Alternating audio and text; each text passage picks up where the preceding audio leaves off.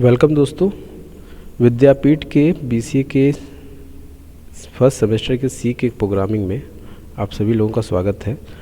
इस क्लास में हम यूनिट 2 के बचे हुए topic printf, scanf, gate CH, gate कैर, पुट कैर और हेडर फाइल इनकी स्टडी करेंगे और आगे बात करेंगे। हम एक अलग वीडियो बनाएंगे डेडिकेटेड जो प्रोग्रामिंग पर होगा। फिलहाल अभी हम लोग टॉपिक पर ही बात कर रहे हैं और प्रोग्रामिंग के लिए एक अलग वीडियो डेडिकेटेड होगा जो पूरी तरह से प्रोग्राम बेस्ड होगा। चलिए आगे बात कर लेते हैं। सो प्रिंटफ फंक्शन बेसिकली यूज़ होता है अपने इन्फॉर्मेशन को शो कराने के लिए। यानी प्रिंटफ फंक्शन का डेफिनेशन ये कहता है कि it is a member of, first of all ये समझ लीजिए कि प्रिंटफ का इस्तेमाल तभी कर सकते हैं कि जब आप stdio.h हेडर फाइल का इस्तेमाल करें। So it is a member of stdio.h header file. अभी हेडर फाइल क्या है वो आगे हम देख लेंगे।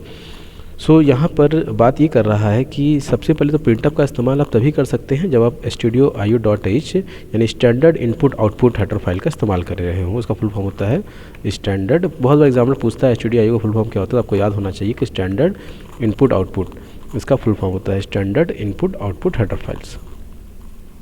सो यहाँ पर standard input and output. So the role of the printf is for displaying a text. Basically ये क्या कर रहा है कि आपके टेक्स्ट को शो कर रहा है। The role of the printf function is display your text.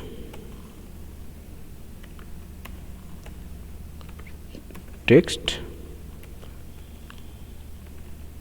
And variables value, यानी दो तरीके से काम होता है कि आपके टेक्स्ट को भी डिस्प्ले कराता है एज वेल एज आपके वेरिएबल्स की वैल्यू को भी शो कराने का काम करता है। तो बेसिकली आप ये कह सकते हैं कि जो प्रिंटअप है ये डिस्प्लेइंग करने के लिए इस्तेमाल होता है। उसका सिंटैक्स क्या है वो समझ लेते हैं। अकॉर्डिंग टू सिंटैक्स अगर हम पढ़ रहे हों तो सिंटैक्स क्या कहता है वो देख लीजिए। सिंटैक्स का फॉर्म यहाँ पर जो है, यानी आप यूज़ करेंगे पहले प्रिंटअप को,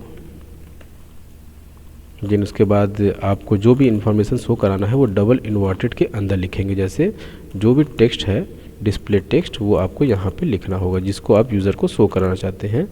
तो हमने लिख दिया डिस्प्ले टेक्स्ट और लास्ट में आपका ब्रैकेट और सेमीकोलन। जैसा देखो यहाँ पे एंड कर रहा है सेमीकोलन से, तो इसका मतलब क्या हो गया, it is a type of the expressions statement. ठीक है, क्योंकि हमने बताया था एक्सप्रेशन वो होता है जो एंड विद सेमीकोलन होता है।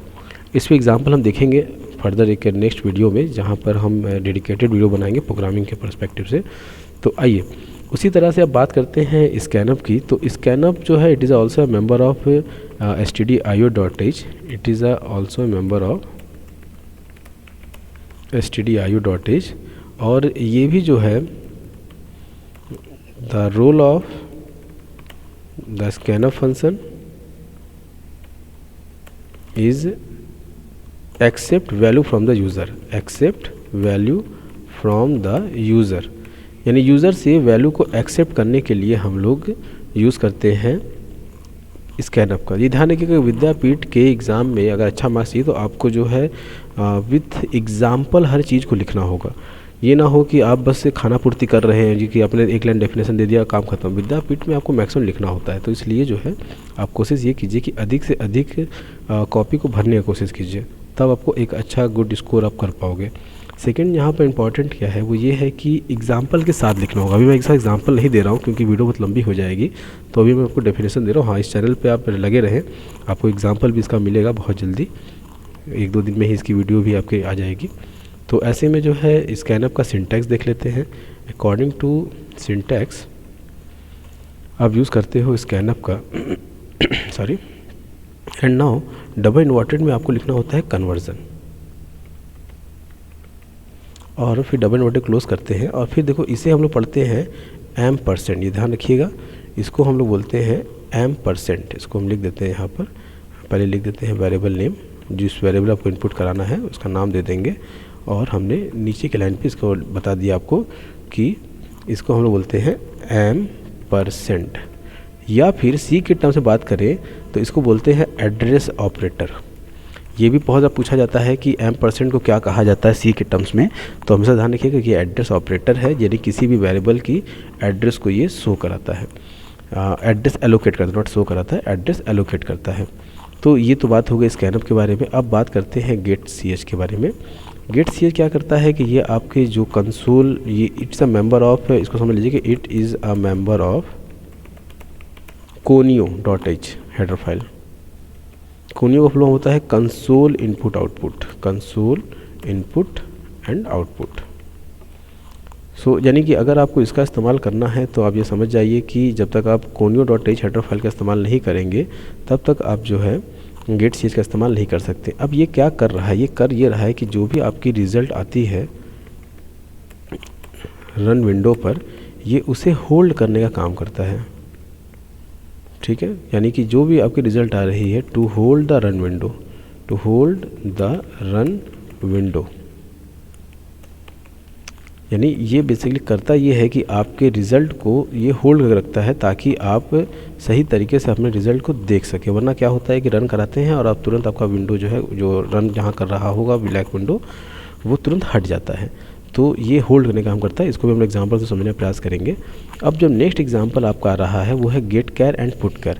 गेट कैर क्या करता है कि क्योंकि जो स्कैनअप होता है हमारा, स्कैनअप में सबसे बड़ा डिफ़ॉल्ट ये है प्रॉब्लम कि स्कैनअप और प्रिंटअप में आप सभी तरीके के इनपुट्स कर सकते हैं। जैसे अगर आपको इंटीजर लेना हो या फिर कैरेक्टर लेना हो या आपको फ्लोट लेना हो या आपको डबल इनपुट करना हो, और उसी तरह से ये सारी चीज़ों को आप डिस्प्ले भी करा सकते हैं प्रिंटअप के माध्यम से। तो हमारे पास कोई डेडिकेटेड फंक्शन नहीं था जो फंक्शन बेसिकली कह सकते हैं कि जो स्पेशली उसी लिए बना हो। तो यहाँ पर जो गेट कैर एंड पुट कैर है स्पेशली सिंगल कैरेक्टर को इनपुट एंड आउटपुट करने के लिए बना। अगर आपको सिंगल कैरेक्टर इनपुट करना, डेडिकेटेड ओनली फॉर कैरेक्टर्स, ये डेडिकेटेड बनाया गया है सिर्फ कैरेक्टर को इनपुट करने के लिए, और पुट कैर का काम है कैरेक्टर को डिस्प्ले कराने के लिए। यानी द रोल ऑफ द गेट कैर is for accept the value. यानी गेट कैर से क्या हो रहा है कि आप जो है एक्सेप्ट कर रहे हैं, accept value, accept single character from the user, accept single character from the user. ये समझिए, सिंगल कैरेक्टर नहीं, एक कैरेक्टर के बाद लाइक ए हो गया या फिर बी हो गया, ये सी हो गया, इस तरह के सिंगल कैरेक्टर अगर आपको यूज़र से इनपुट कराना होगा तो गेट कैर का यूज़ कर सकते हैं। और जो पुट कैर होता है ये डिस्प्ले करने का काम करता है, display a single character, display a single character. तो इस पर भी हम डेडिकेटेड वीडियो बनाएंगे जो प्रोग्रामिंग के पर्सपेक्टिव से ही होगा। बस अभी आपको डेफिनेशन याद रखना है कि जो गेट कैर और पुट कैर होता है ये सिंगल कैरेक्टर को इनपुट करता है और सिंगल कैरेक्टर शो करता है। नेक्स्ट आपका जो टॉपिक है वो है कॉन्सेप्ट ऑफ हेडर फाइल्स। अब ये जो हेडर फाइल्स होती है ये क्या होती है? हेडर फाइल जैसे लास्ट के वीडियो में भी हमने फर्स्ट यूनिट में ही ये डिस्कस कर लिया था कि जो हेडर फाइल होती है ये आपका जो है वेरियस टाइप्स के फंक्शन को स्टोर करके रखता है। Store the various types of function, store the various types of function. और जो हेडर फाइल का जो एक्सटेंशन होता है वो ऑलवेज .h होता है, तो उसको ध्यान रखिएगा। The extension of the header file is always .h। जैसे एग्जांपल के तौर पे अभी हमने प्रिंटअप और स्कैनअप को देखा और हमने हमको साफ साफ बताया कि जब तक आप stdio.h यानी स्टैंडर्ड इनपुट आउटपुट इस हेडर फाइल को कॉल नहीं करेंगे तब तक जो है आपका प्रिंटअप और स्कैनअप का इस्तेमाल आप नहीं कर सकते, क्योंकि इसी हेडर फाइल के अंदर जो है आपका प्रिंटअप और स्कैनअप फंक्शन रखा गया है। तो जैसा कि हमने बताया कि अगर आपको प्रिंटअप और स्कैनअप फंक्शन का इस्तेमाल करना है तो आपको इस हेडर फाइल को यूज़ करना होगा। उसी तरह से conio.h जो भी हमने देखा, तो conio.h में हमने बताया साफ साफ कि जो है अगर आपको गेट ch का इस्तेमाल करना है, इसका फुल फॉर्म होता है कंसोल इनपुट आउटपुट। अभी हमने प्रीवियस में ही देखा था, फिर भी मैं यहाँ पे आपको याद करा दूँ क्योंकि ये बहुत सारी चीज़ें इंपॉर्टेंट है जो एग्ज़ाम के पर्सपेक्टिव से पूछी जाती है, साथ वाइवा के पर्सपेक्टिव से भी ये सारी चीज़ें पूछी जाती हैं। तो कंसोल इनपुट आउटपुट में जो है आपको मिलेगा CLR यानी क्लियर स्क्रीन, CLR और गेट ch। जैसा ने बताया कि इन दोनों फंक्शन अगर आपको यूज़ करना हो अपने प्रोग्रामिंग में तो बिना कंसोल conio.h हेडर फाइल को कॉल किए आप इनका इस्तेमाल नहीं कर सकते हैं। नेक्स्ट आपका टॉपिक आता है इसमें प्री प्रोसेसर डायरेक्टिव। ये बहुत इंपॉर्टेंट है और ये बहुत ज़्यादा कंफ्यूजिंग होता है कि बच्चे कंफ्यूज रहते हैं। इसको कहते क्या है? इसको कहते हैं प्री प्रोसेसर डायरेक्टिव। अब जैसा कि इसको भी हमने लास्ट क्लास में एक्सप्लेन किया था, बट फिर भी आप लोग यहाँ पे भी एक्सप्लेन कर देते हैं। किसे कहते हैं? प्री प्रोसेसर यानी प्रोसेस होने से पहले का काम। तो ये क्या करता है? ये आपके सोर्स कोड को एक्सट्रैक्ट करता है, एक्सट्रैक्ट योर सोर्स कोड। यानी इसका काम क्या होता है? Extract your source code. For debugging यानी एरर फाइंडिंग के लिए आपके कोड को पहले से ही एक्सट्रैक्ट कर देगा, जिससे कि जो है आपके कोड में छुपी हुई गलतियाँ कंपाइलर को ईजिली दिख सके। इसको और अच्छे समझना हो तो प्रीवियस के लेक्चर्स पर जाइए, वहाँ पे और अच्छे से एक्सप्लेन किया गया है। और नेक्स्ट इसमें आता है जिसको हम लोग कहते हैं इंक्लूड, और इसका नाम होता है डायरेक्टिव। बेसिकली ये बनाया गया है, डायरेक्टिव का रोल जो होता है, इट इज़ अ प्लेस, ये एक प्लेस है वेयर